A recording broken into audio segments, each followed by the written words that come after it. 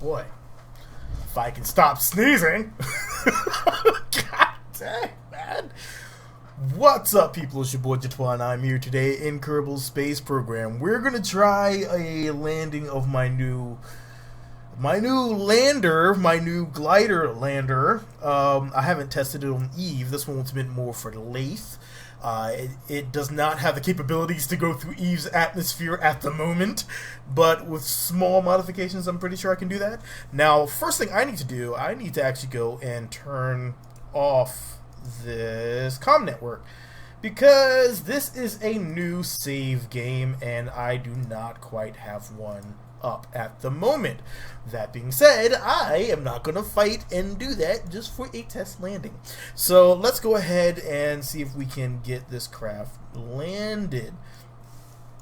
So first thing we need to do, everything's on, we need to go retrograde. And we're going to come here and we're going to do our burn in a few seconds. X marks the spot.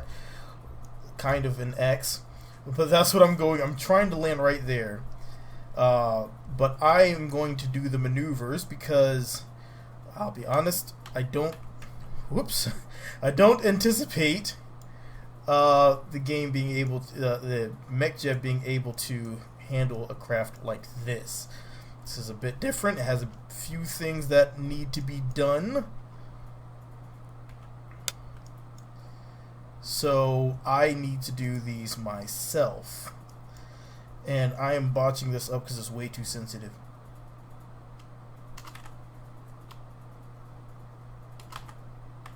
Good. Okay, so that'll be me right there. So that's what I'm shooting for. I'm going to land there, and let's take a nice little look at Laythe with Jewel behind in all of its glory, irradiating the heck out of this poor planet. And our moon, whichever you want to call it. And let's go ahead and get ourselves going. Prograde. Our radiators are active. We have our brakes. Our air brakes are ready and go. We have a lot of fuel and an engine. I just warped this over here. I actually have a lifter that can take this over here, but I don't have the patience to relaunch in case this fails. I built the lifter first after designing this separately, tested it out, got it over here, had to make a tweak, and I was like, I'm not doing that again. I'm not doing it again. So, therefore, we're just going to go with the warp method. So here we go. Down, down, down. Quick save in case I botch this completely up.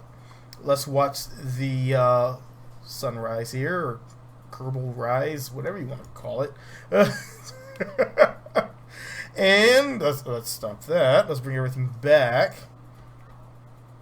And here's where we start to do a lot of hoping and praying, because I'm not sure if this is going to work, but we will see. It's saying that my landing should be accurate, but I don't believe it. I don't trust it.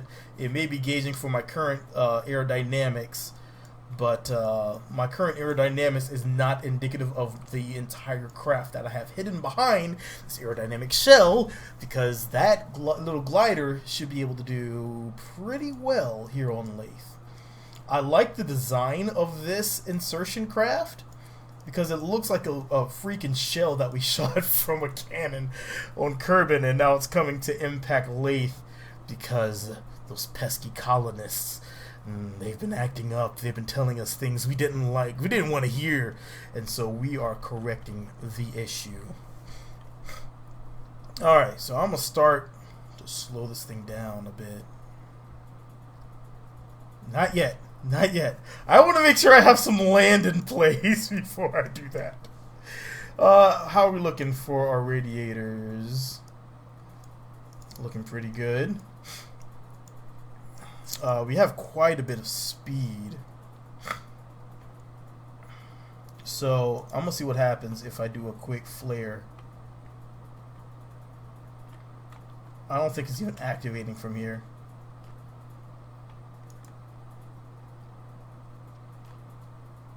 Woo! Those things got hot quick. They got hot quick. Give me that back.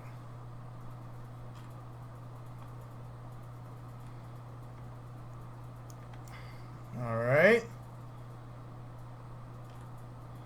Once we get a bit more atmosphere underneath of us, that's going to help out immensely.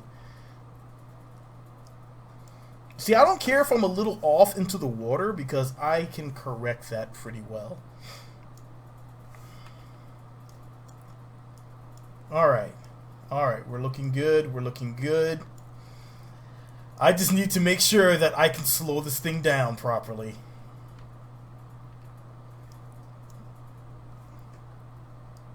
Okay.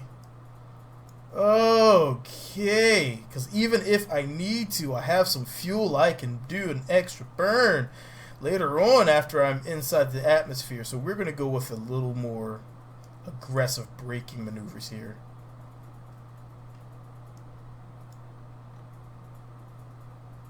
Because I want to make sure my entire craft survives this. In order to do that, we are going to have to throw our landing off a bit. Alright, alright, alright. Game of chance. Game of chance.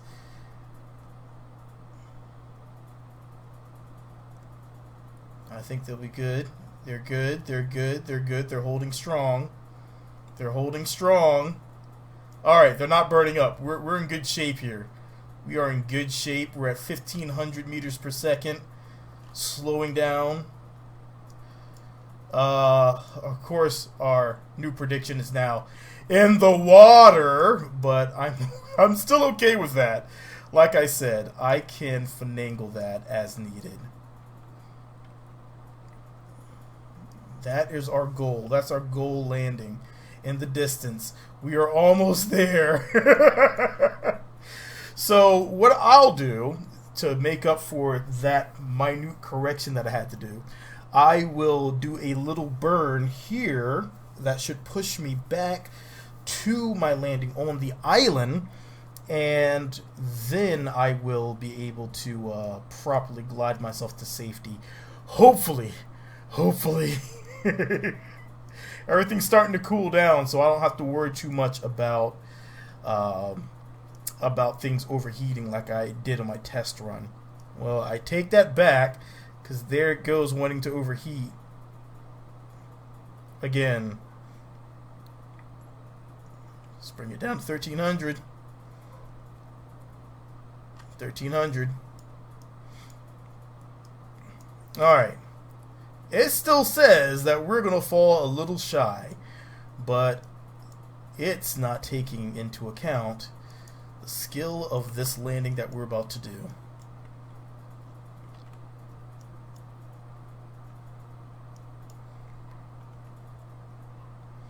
So we're going to float it a bit. We're going to float it a bit over our maneuver. And that's going to give us, even when we slow down too much, that's going to give us the ability to get close enough for a gliding landing. So this is where things get a little nerve-wracking. My water textures are turned down dramatically, which is why my water looks so terrible. Okay, we're slow enough. We can actually do a little ballistics run here.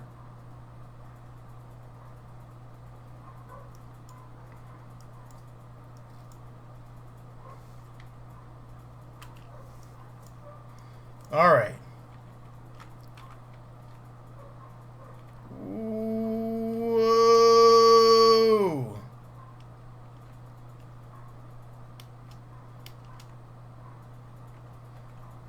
Alright, here we go. We're going to try that again.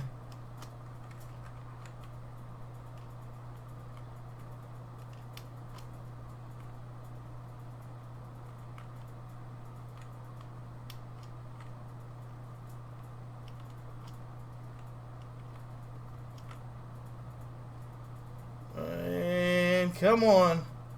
Come on. Come on. Come on. This is why I have a little extra fuel on this thing. Just in case I fudge that up any. This is not easy to control.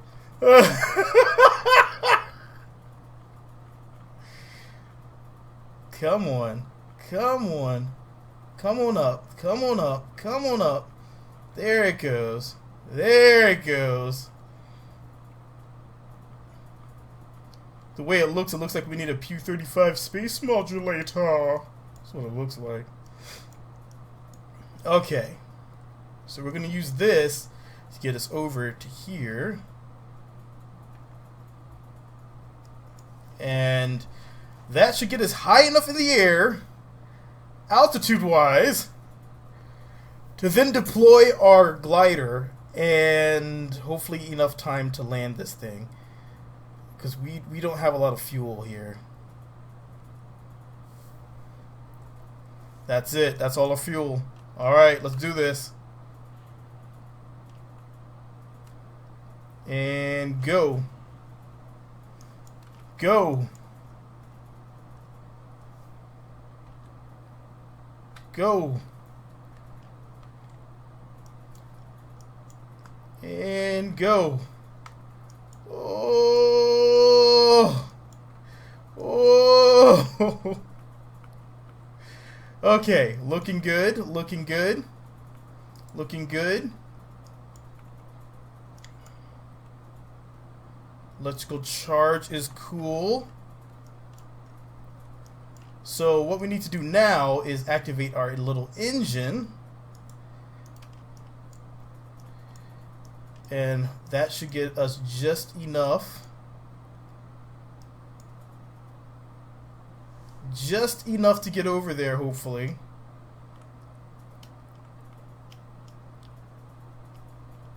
I hope.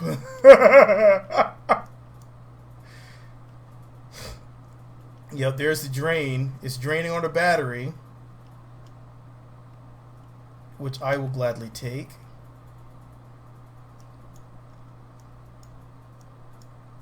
I think we'll be able to do this. We have just enough thrust. Oh man, this is going to be beautiful. It may take us a while to get over to the island though. But it is going. And we have a bit of lift. So I call that a success.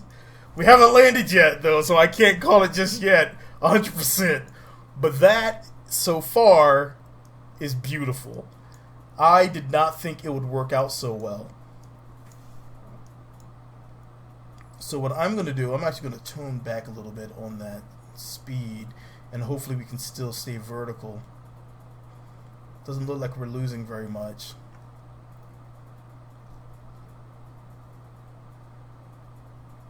I'm not too worried about my horizontal speed as much as my vertical. If I can tune it back just enough so I'm not blazing through, whoa, and that right there is my limit. Alright, so 1.12 is going to be my limit for my burn. And then what I can do is when it gets too low, I can decrease it and let my energy build back up. But I should have thrown some solar panels on this bird. This thing is beautiful. I didn't think that it would work so well here on Laythe, but surprise, surprise, surprise me, the engine was a last minute addition because I wasn't sure if I'd be able to use it. So that actually did work for me. I do have these communitrons, and then I have this this other one here. These are here because I was supposed to have, it's supposed to be launched from my other game that actually has a remote network, but it was so laggy I decided not to do it there. Oh my god. Alright, so we're going to just let this glide, and I suppose I'll be back once it's done and we're ready to land this bird. Alright, so we're getting to the point where we are very, very low on electrical charge. So here's where we take a chance and hope that we can glide this in. I'm going to keep a little bit of forward propulsion going. Lean ourselves down a bit. And hopefully this will work. I think we're close enough so we can do this. But crazier things have happened. Alright, so let's give you a look at this craft. This is the craft that we were working with. Everything kind of folds in and then folds, kind of condensing itself into this little box, which is really sweet because it actually has a lot of stuff in there. So what you're seeing is a lot of Infernal Robotics, tweak scale, just because there are not parts of this size in the game. So it's good to have tweak scale available to actually make a miniaturized craft. I still think tweak scale should be stock. That's my personal opinion. It saves on how many crafts you need to create or on how many mods you need to add to get certain parts in. Like, otherwise I would need a mod pack that has miniaturized parts of the same parts that I already have. Why? So to me, this is a way to save on memory, save on the madness of controlling my mod addiction, and just absolutely fantastic way of getting the bigger, smaller crafts while at the same time taking the hit for, if you make your satellite dish smaller, well, guess what? The range is now lower on it. So it does take such things into account. So if you ever see me in there with a smaller satellite dish, it does not reach as far as the regular satellite dish. It does lose some of its effectiveness. And just like Infernal Robotics, these parts take less electricity to actuate since they're smaller, so I can get away with having 2 RTGs on this craft. Okay, so we are here at the beachfront. So we're going to come in for a nice, hopefully gentle landing. And I'm going to try, I'm actually trying to, as you see what I'm doing here, right? I'm trying to come in, and I'm trying to be parallel to the water. That being said, I want to do that so that way I have a smooth landing. Hopefully. Hopefully. So I need to now, I want to actually bring in my propeller so I don't hit it on anything. But I think I have plenty of clearance. Alright, here we go. Beachfront landing.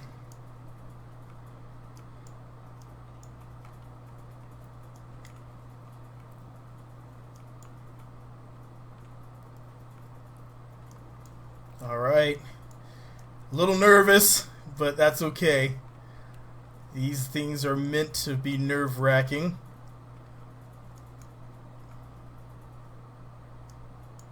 Okay, here we go, here we go, here we go.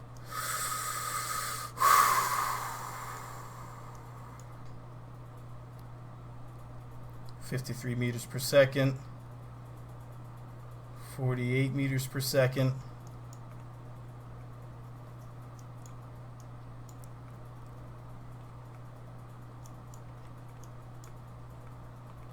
Whoa!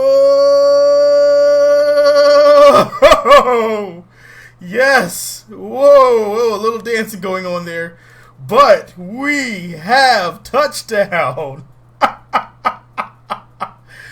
Oh, yes! Oh!